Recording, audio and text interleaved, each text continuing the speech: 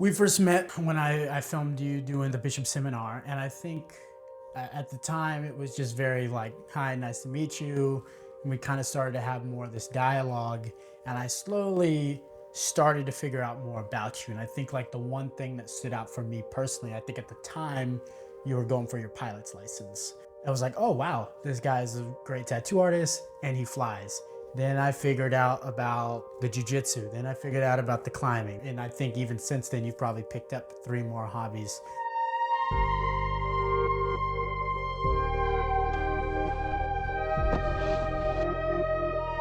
Hey everyone, so it's been a while since I made a video and no, yeah.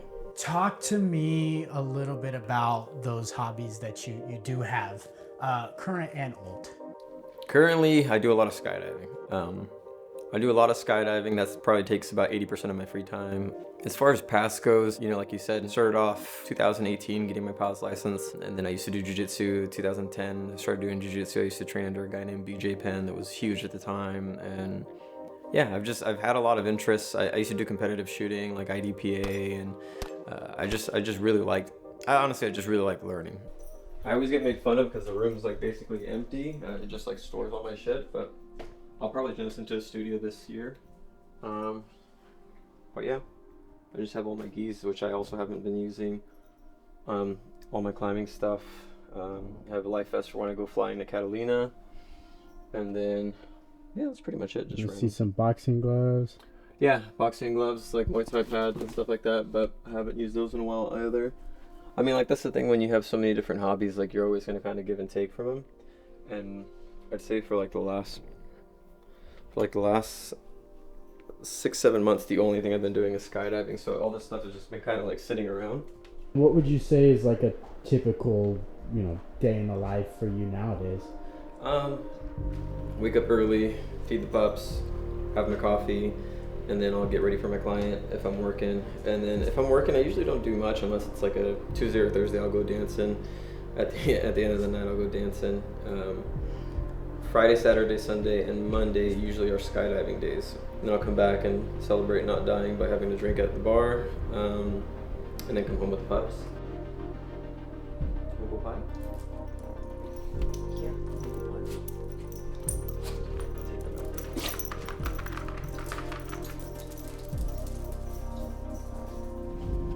So as much stuff as you do, I guess, do you really have a lot of time to relax, or do you make time for recovery?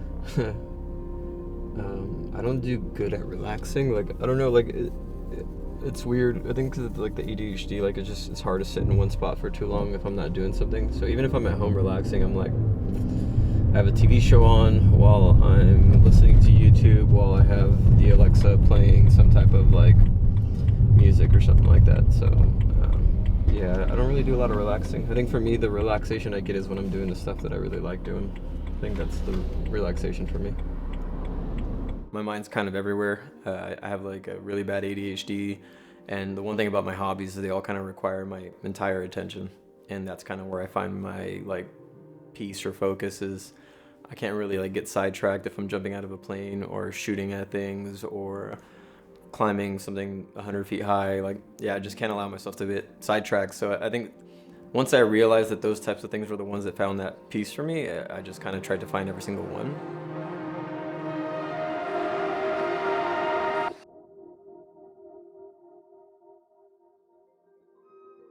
The pilot's license was different though. I grew up in a way where I didn't have a lot of advantages financially growing up. That was one of those things that flying just seemed so unobtainable. And I was terrified of heights. So it's kind of two things in one. One was like proving myself that I can overcome this fear. And the other side was just like proving that I could do something that not a lot of people could do.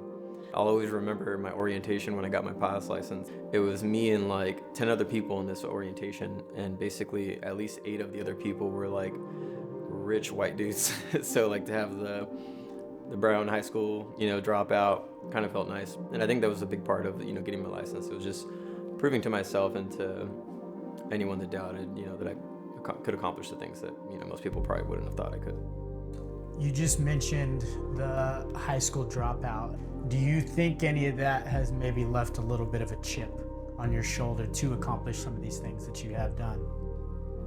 Yeah, like I think a big chunk of my life did a lot of my accomplishments and a lot of the accolades I had was really from proving people wrong. And I think that's where that chip came from. Like, yeah, I'm a high school dropout. I was told literally I wasn't gonna do anything with myself. Like, why bother? Yeah, I mean, it was pretty gnarly. Like my high school GPA on my last report card was 0.20. Yeah, I probably could have just showed up every day and gotten a better like GPA.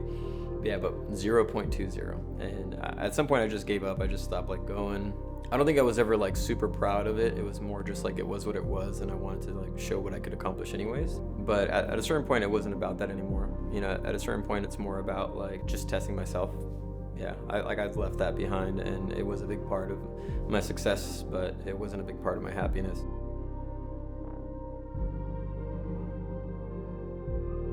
I say now it's just like what else can I do? I accomplish something and then it's on to the next thing.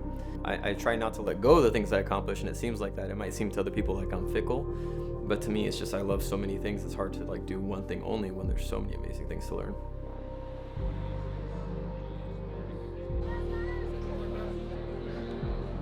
Obviously, you've picked up all these hobbies over time, but your job, or at least your source of income, has always been tattooing.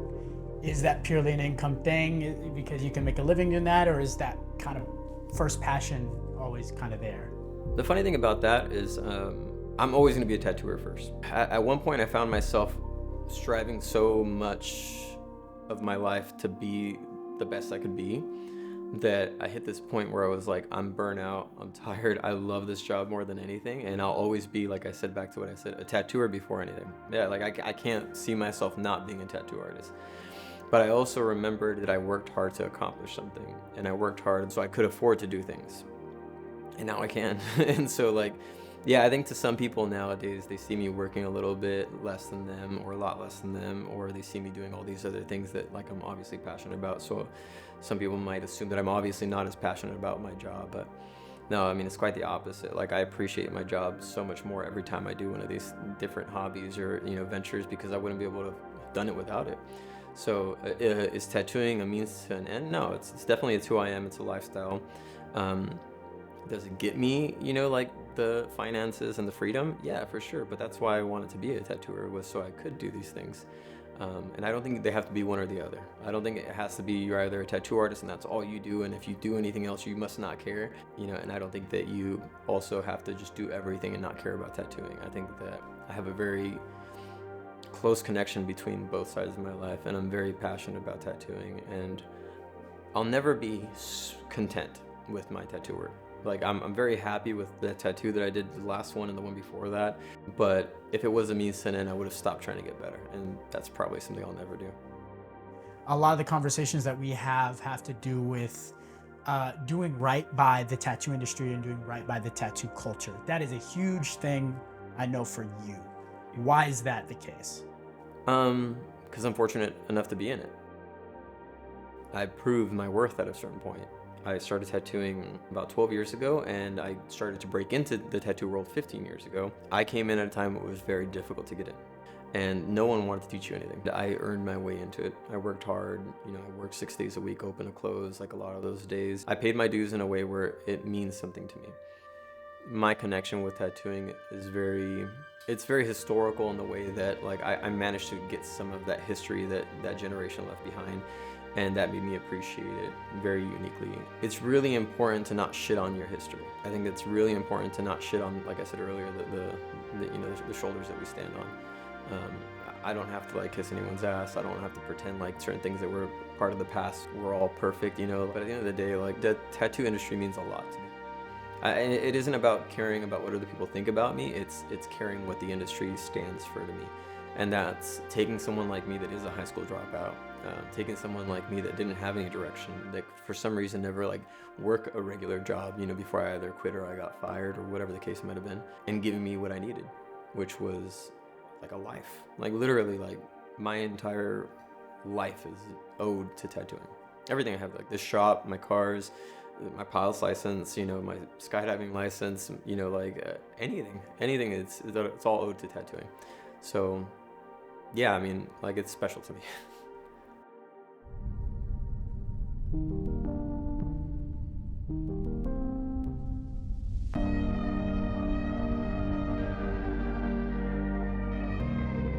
I could lose everything tomorrow, and I'd be fine. I would be 100% fine. The best thing about everything that I've spent my money on is no one can take it away.